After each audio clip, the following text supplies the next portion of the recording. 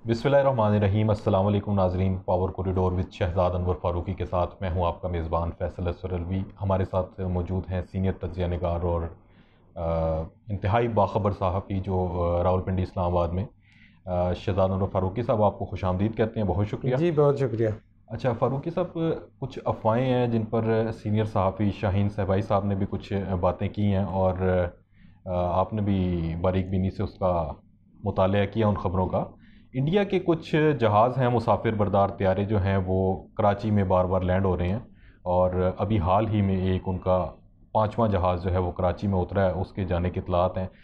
बहुत सारी अफवाहें हैं, बहुत सारी बातें हैं कि पाकिस्तान से डॉलर्स की स्मगलिंग हो रही है और कुछ ऐसी जो मतलब इंतहाई अहम तरीन जो मालूमात हैं उनका भी तबादला किया जा रहा है और इससे मिलती जुलती काफ़ी सारी अफवाहें हैं। तो आप क्या कहेंगे, आपकी क्या इस बारे में राय है और आपके पास क्या ख़बरें मौजूद हैं? अनगिनत दुरूद व सलाम नबी आखिर-उज़्ज़मान मोहम्मद मुस्तफ़ा सल्लल्लाहु अलैहि वसल्लम और उनके आल पर बहुत शुक्रिया। अच्छा फैसल, बात यह है कि कराची ज़ाहिर है कि सिंध का दारुल हुकूमत है और वहाँ से मुतल्लिक ये ख़बर आना कि वहाँ पे इंडियन प्लेन्स में जो जहाज़ हैं, जो प्लेन्स हैं, वो टेक्निकल ख़राबी का उज़र पेश करके वो उतर रहे हैं और अब यके बाद दीगरे वो 5 उतर गए। तो ये अपनी जगह पे अगर भारतीय तैयारे उतरते हैं तो आपको पता है कि भारत के साथ हमारे जिस तरह के ताल्लुकात हैं तो एक जो कॉन्स्पिरेसी थ्योरी है वो जन्म लेती है। सही। लेकिन हम चीज़ों को इल्ज़ाम तराशी पर या किसी के लिखे हुए पर जाने की बजाय मेरा ख्याल है हम चीज़ों को जिस तरह वो डॉट्स कनेक्ट करते हैं तो हम डॉट्स को कनेक्ट करके तस्वीर को समझने की कोशिश करते हैं। देखिए, जिस वक्त अप्रैल में तहरीक अदम एतमाद पेश हुई तो उस वक़्त डॉलर जो था वो आपका 178 रुपये पे था। सही। चूँकि मुझे याद है कि फरवरी में भी इसी रेट के अराउंड लोगों ने लिए जी। तो ये अप्रैल तक ये 178, 9 और इसके दौरान 180 से नीचे। उसके बाद जब नई हुकूमत आती है तो उसके बाद डॉलर जो है वो ऊपर चढ़ना शुरू होता है। वो पहले 200 क्रॉस करता है, फिर 210 क्रॉस करता है। सही। ये 249-50 को टच करता है और जब हम बात करते हैं ओपन मार्केट की तो मेरे सुनने में ये आया कि पिंडी इस्लामाबाद में कहीं कहीं 270 रुपये का भी लोगों ने लिया है। ब्लैक होता रहा डॉलर। तो डॉलर की इतनी शॉर्टेज हो जाना, अब ये देखिए हम ऐसा क्या काम कर रहे थे जिसके लिए हमें इतने डॉलर चाहिए थे। आपका जो इंपोर्ट बिल है या उसके लिए जो दस्तियाब आपको पता है कि आपके कितने ऑर्डर्स हैं इंटरनेशनली, आपने कितने लोगों को पैसे पे करने हैं। बिल्कुल। तो वो आपको पूरा हिसाब किताब होता है, वो बैंकों के पास भी होता है और स्टेट बैंक के पास भी डाटा मौजूद होता है। तो ऐसी क्या मुसीबत आई कि यकदम जो है वो डॉलर शार्ट हो गया मार्केट में से और डॉलर कहीं ना कहीं तो गया। राइट। उसके बाद स्टेट बैंक के कुछ जिम्मेदारान सामने आए, कुछ वजारतें जो ख़जाना है उसके ज़िम्मेदारान सामने आए और उन्होंने कहा जी कि इसको लोग ख़रीद के तो स्टोर कर रहे हैं या इसका ज़ख़ीरा कर रहे हैं। सही। जिसकी वजह से डॉलर की कीमत ऊपर जा रही है। अच्छा, अब ये डॉलर एक तरफ तो कहीं ना कोई इसको स्टॉक कर रहा है। अच्छा, डॉलर क्यों स्टॉक करेंगे हम? डॉलर इसलिए स्टॉक करेंगे क्योंकि जब आप इंटरनेशनल मार्केट में अपनी कोई पैसे मुंतकिल करने की कोशिश करते हैं या कोई चीज़ ख़रीदने की कोशिश करें, ऑब्वियसली आपका पाकिस्तानी रुपया, अगर आपने दुबई में कोई चीज़ ख़रीदनी है या अमेरिका, फ्रांस और यूरोप में कहीं कोई आपने इन्वेस्टमेंट करनी है तो पाकिस्तानी रुपया, और फिर अगर आप पाकिस्तानी बैंकिंग चैनल के ज़रिए भेजेंगे तो आपको उसका जवाब देना पड़ेगा कि ये पैसे कहाँ से आए हैं और किधर जा रहे हैं और क्यों जा रहे हैं। ब्रीफ केसों में या सूट केसों में जो डॉलर भर के ले जाने वाला मामला है तो ये कोई नया मामला नहीं है।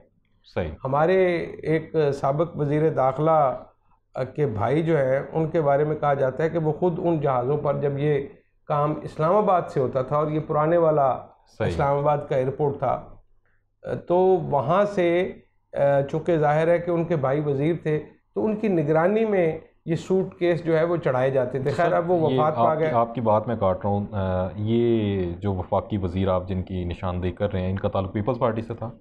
उनका ताल्लुक पीपल्स पार्टी से था। खैर अब मैं उनके मुतालिक कोई ज़्यादा तफसील में इसलिए नहीं जाना चाहता कि उनका इंतकाल हो गया, ज़ाहिर। लेकिन उनके भाई के बारे में ये कहा जाता था कि वो उनकी वो खुद वहाँ पे खड़े होते हैं और तो उनके बारे में दो इल्ज़ाम थे कि वो लोगों को भी भिजवाते हैं बग़ैर वीज़े के, वो जिसको हम कहते हैं चढ़ाई का काम करना ना, कि वो उसको लोगों को पासपोर्ट दे के भेज देते थे, वहाँ जाके वो सियासी पनाह क्लेम करते थे या जो भी है। कई दफ़ा वो वापस आते थे तो हमें उनका जुर्माना देना पड़ता था। अच्छा फारूकी साहब, इस मामले का अयान अली के मामले से भी बराह रास्त ताल्लुक़ है? जी, अयान अली भी उसी सिलसिले की एक कड़ी है कि यहाँ से पाकिस्तान से डॉलर्स बाहर भिजवाने का मामला नया नहीं है। सही। इसके लिए मुख्तलिफ लोगों ने मुख्तलिफ रूट्स इस्तेमाल किए हैं। आपको याद होगा जब पनामा पेपर्स की बात हुई तो तब भी जज साहिबान जो बात करते थे, वो केस सारा का सारा जिसमें मियां नवाज शरीफ को सज़ा हुई, बहुत सारे लोग कहते हैं कि लें जी वो आपने पनामा पे केस शुरू किया था और अकामा पे फारिग कर दिया। ये किसी हद तक इररेलेवेंट आर्गूमेंट है। मैं अगर मुझे अल्लाह ने इतनी इज़्ज़त दी है कि मैं यहाँ पे 20-22 करोड़ के मुल्क का सरबराह हूँ, बतौर सरबराह हुकूमत वज़ीर आज़म हूँ, मुझे इतनी इज़्ज़त दी है और मैं अपनी जेब में किसी और मुल्क का अकामा रखता हूँ, तो मेरे ख्याल में तो इससे आगे जाने की ज़रूरत ही नहीं है। बजाय ये कि आपने पैसे लिए थे या नहीं लिए थे, आपने तनख्वाह ली है या नहीं ली, खैर जो गुज़र गया वो गुज़र गया। तो तब भी एक सवाल हुआ था कि ये जो पैसे हैं जो फलानी जगह पे आपने जद्दा में फैक्ट्री लगाई थी, तो इसके पैसे कैसे गए? आप मनी ट्रेल बताएं कि पैसे बाहर कैसे गए, क्या ऊँटों पर सवार होकर गए? तो इसका मतलब ये है कि यहाँ से पैसे बाहर भिजवाने का सिलसिला, और डॉलर्स में पैसे बाहर भिजवाए जा सकते हैं, रुपए वहाँ पे आप चेंज करेंगे तो आपको बहुत नुकसान होगा। इसलिए ये मामला जो है वो चलता रहा, लेकिन इसको अच्छा, इसके मुकाबले में जब आपने सरे महल ख़रीदा तो उसके बारे में भी आप याद रखिए कि सरे महल के लिए भी पैसे यहाँ से ही बाहर गए थे और डॉलर्स की सूरत में गए थे। सही। अब इसको अरूज बख्शा, जब आपने अभी वो मॉडल अयान अली की बात की, तो उस ज़माने में सिर्फ मॉडल अयान अली ये काम नहीं कर रही थी, और बहुत सारे लोग काम कर रहे हैं। एक बड़े मारूफ इंडस्ट्रियलिस्ट हैं, सनतकार हैं, और उनकी सेनेट में बड़ी अच्छी खासी पोजीशन रही है, वो भी यही काम करते रहे हैं। वो अपने पार्टी सरबराह के लिए ये काम करते रहे हैं और वो तमाम जमातों में, सियासी जमातों में मकबूल थे। और उनकी मकबूलियत की एक ही वजह थी कि वो तमाम सियासी जमातों के सरबराहान को फैसिलिटेट करते थे डॉलर बाहर भिजवाने में। अभी मामला ये है कि एक साहब हैं कस्टम के, सही, रशीद शेख साहब, अब्दुल रशीद शेख साहब, उनके बारे में ये कहा गया कि उन्होंने इतला दी है कि जी एक जहाज़ है, उसमें 245 जो सूटकेस हैं। अब ये देखिए, ब्रीफ केस का ये साइज़ है और सूटकेस का ये साइज़ है, और उसकी तहें कितनी होती हैं आप खुद समझ सकते हैं। कितने पैसे चले गए होंगे? एक 5-7 अरब डॉलर्स की हम बात कर रहे हैं, रुपयों की बात नहीं कर रहे। तो आप इसको हिसाब लगाते रहें कि कितने चले गए यहाँ से।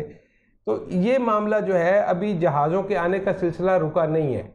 अच्छा, पहले जहाज़ जब उनकी हुकूमत इस्लामाबाद में थी तो तब यहाँ से चढ़ाई का काम होता था। अब आप कराची चले गए हैं तो जाहिर है वहाँ से अब आप चढ़ाई का काम कर रहे हैं। सही।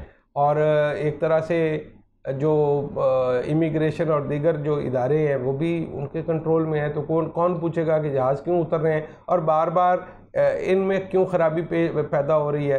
अब आखिरी इतलात ये हैं कि जी एक जो भारतीय कंपनी है स्पाइस जेट, उसका जहाज़ उतरा है और 12 मुसाफिरों के बारे में भी मुतज़ाद इतलात हैं। कुछ लोग कहते हैं कि वहाँ से 12 लोग आए थे, जहाज़ पीछे से ही 12 लोगों की फ़्लाइट लेके निकला था। सही। कुछ लोग ये कहते हैं कि ये 12 लोग जो हैं वो कराची से बिठाए गए हैं। अच्छा, वो कैसे बैठे हैं, उनका कहीं ना कहीं इमिग्रेशन में कोई ना कोई रिकॉर्ड होगा।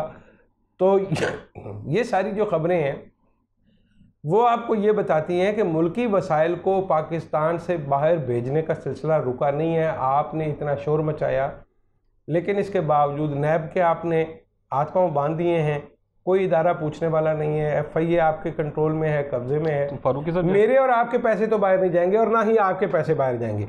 तो पैसे किसके जा रहे हैं? पैसे उन लोगों के ही जा रहे हैं जो इस वक्त निज़ामे हुकूमत पर विराजमान है। अच्छा फारूकी साहब, जैसा कि आपने बड़ा तफसील से बताया कि ये किस तरह से ये सारे मामलात हो रहे हैं, अभी जहाज़ आ रहे हैं और ये सिलसिला आगे भी रुकता हुआ नज़र नहीं आ रहा, तो ये जिस तरह से आ रहे हैं और जो इनके बारे में ये इतलात हैं, मुतज़ाद इतलात हैं जो आप बता रहे हैं, डॉलर अगर बाहर जा रहा है तो इसको कौन रोकेगा? अगर इसमें हुक्मरान खुद मुलविस हैं तो ये चेक एंड बैलेंस और ये सारा सिस्टम, मतलब इसको कौन देखने वाला है? इनको कोई पूछने वाला है या नहीं? इसको कोई इस सिलसिले को रोका जा सकता है? इस पे चेक एंड बैलेंस कैसे होगा? फैसल साहब, इसको नहीं रोका जा सकता अनफॉर्चुनेटली। वो लोग जिनको ये रोकना था, उन्होंने खुद जजीरे बाहर कैसे ले लिए हैं मेरी तो समझ से बाहर है। उनके अपने पेंट हाउस हैं। आप जिनका भी आप देख लें, यहाँ से जो भी आदमी, मैं ये कहता हूँ कि जो भी आदमी पाकिस्तान से बाहर जायदाद रखता है या जो भी आदमी पाकिस्तान से बाहर अपने बीवी बच्चे रखता है, हज़ारों के हिसाब से हुकूमत पाकिस्तान के मौजूदा और साबका मुलाजिम जो हैं वो बैरून मुल्क की नेशनलिटियाँ ले चुके हैं। बिल्कुल, वो वहाँ पे अपनी जायदादें बना चुके हैं, उनके बच्चे वहाँ पे पढ़ रहे हैं, उनके बच्चों का करियर वहाँ पे है, उनकी बीवियाँ वहाँ पे रहती हैं। तो आपके ख्याल में उनको मेरे और आपसे क्या हमदर्दी हो सकती है? उनको कोई हमदर्दी नहीं है। बतौर ख़ास मैं ये समझता हूँ कि ये जो जितने लोग भी पाकिस्तान से बाहर अपना मुफाद रखते हैं, उन सब का किसी न किसी तरह से आपको सोशल बाइकाट करना है, उनको लोगों की नज़र में बुरा बनाना है, काबिल नफ़रत बनाना है। क्योंकि जो हमारे इदारे इस काम के लिए लगाए गए हैं, जिनकी ये जिम्मेदारी है कि वो ये ख्याल रखें कि कोई आदमी यहाँ से हमारे वसाइल लूट कर बाहर ना ले जाए, जब वो खुद ही उन वसाइल को लूटने में और बाहर भिजवाने में शरीक हो जाएं और ख़ुद उनके भी असासे बाहर चले जाएं, तो मुझे आप बताइए कि फिर उनका हाथ कौन रोकेगा जिनके लिए ये तमाम इदारे खड़े किए गए। अच्छा फारूकी साहब, इस सारे सिनेरियो को अगर मद्देनज़र रखा जाए तो फिर इस बात को तक़वियत मिलती है कि डॉलर के उतार चढ़ाव में हुकूमत का हाथ है या सियासतदान उसमें बराह रास्त मुलविस हैं। इसे मसनूई तरीके से नीचे लाया जाता है और इसे मसनूई तरीके से ही ऊपर ले जाया जाता है। देखिए, मसनूई तरीके से ऊपर तो ऑटोमेटिकली जब आप डॉलर ख़रीद के बाहर भेजेंगे बड़ी तादाद में तो डॉलर ऊपर जाएगा। अच्छा, अब होता क्या है कि उसमें कुछ और मेरे आप जैसे जो पाकिस्तानी भाई हैं हमारे, वो इसको एक कारोबार समझ लेते हैं। जो कभी प्रॉपर्टी में घुसे होते हैं कि अच्छा प्रॉपर्टी का बिजनेस अच्छा जा रहा है तो वो पैसा उधर वो पार्क करते हैं। अगर प्रॉपर्टियाँ नीचे गिर रही हैं तो वहाँ से निकाल के स्टॉक में चले जाएंगे, स्टॉक में से निकलेंगे तो डॉलर और दीगर करेंसीज में घुस जाएंगे। वो अपनी दिहाड़ी के चक्कर में होते हैं, लेकिन उसकी वजह से पाकिस्तान की इकॉनमी को कितना नुकसान होता है, आपका इंटरनेशनल कर्जा कितना ऊपर चला जाता है, इन तमाम बातों का, इन तमाम मुज़मरात का कोई आदमी ख्याल रखने वाला नहीं है। उसकी वजह यह है कि ये लोग पाकिस्तान के साथ कोई हमदर्दी नहीं रखते। माफ़ी चाहता हूँ फैसल साहब, कायद-ए-आज़म मोहम्मद अली जिन्ना 1948 में वफ़ात पा गए और वो उन्होंने कौम को यतीम कर दिया। सही। और उसके बाद पाकिस्तान के साथ वही हुआ जो यतीमों के माल के साथ होता है, जिसके हाथ जो लगा वो लूट के खाने में लग गया और कोई आदमी जो है वो यतीम के सर पर हाथ रखने को तैयार नहीं है। अब ये फ़ैसला आपने खुद करना है कि किस किस की प्रॉपर्टी बाहर है, किस किस के जो माली मुफादात हैं वो बाहर हैं, किसके बीवी बच्चे बाहर हैं, वो मेरे और आपके रिश्तेदार हैं। ये मैं आपको एक गारंटी कर सकता हूँ कि ये तमाम लोग जो हैं वो मेरे और आप में से ही हैं। तो हमें इस पे एक जो समाजी तौर पर नज़र रखने की ज़रूरत है और सूरत हाल की बेहतरी की ज़रूरत है। बहुत शुक्रिया फ़ारूकी साहब। नाज़रीन कराम, आपने शहज़ाद नूर फ़ारूकी साहब का तज़किया सुना। उनका ये कहना था कि जो कराची में यक के बाद दीगरे इंडियन जहाज़ जो हैं टेक्निकल वजूहात की वजह से उतर रहे हैं, उसके पीछे एक लंबी चौड़ी कहानी है और पाकिस्तान में डॉलर की कीमतों के उतार चढ़ाव के हवाले से भी इस कहानी का एक किरदार है और जल्द या बदेर ये मामला खुलकर सामने आ जाएगा। और उन्होंने बताया कि किस तरह से बिल ऑफ एक्सचेंज और मैं फैसल आपकी बात काट रहा हूँ, बहुत माफ़ी चाहता हूँ। मिसिसिसागा में किन लोगों की जायदादें हैं जो कनाडा में लोग जाके नेशनलिटी ले रहे हैं पैसे के बलबूते पे, बरतानिया में, फ़्रांस में, अमेरिका में, इन तमाम जगहों पे अगर आप जाकर देखेंगे कि ये लोग जो प्रॉपर्टियाँ ख़रीद रहे हैं ये पैसे कहाँ से आ रहे हैं, ये वो लोग नहीं हैं जो बाहर रह कर वहाँ पे कमाते हैं और वहाँ पे प्रॉपर्टियाँ खड़ी करते हैं। ये वो लोग हैं जो मेरे और आपके ऊपर बैठते हैं, कहीं कभी अफसर बनकर, कभी वज़ीर मुशीर बनकर, कभी वज़ीर आज़म बनकर, और उसके बाद वो बाहर अपनी जायदादें बनाते हैं। अगर पाकिस्तान से अच्छी कोई जगह नहीं है, अगर आपको यहाँ पर हुक्मरानी करने का शौक़ है तो यहाँ पर रहने का शौक़ क्यों नहीं है। बहुत शुक्रिया फ़ारूकी साहब, आपने बड़े तफसील से जो है वो इस सारी सूरत हाल का जो है वो अहाता किया। नाज़रीन इकराम, इंशाल्लाह अपने अगले व्लॉग में आपके सामने जल्द हाजिर खिदमत होंगे। तब तक के लिए इजाज़त दीजिए। अल्लाह ने।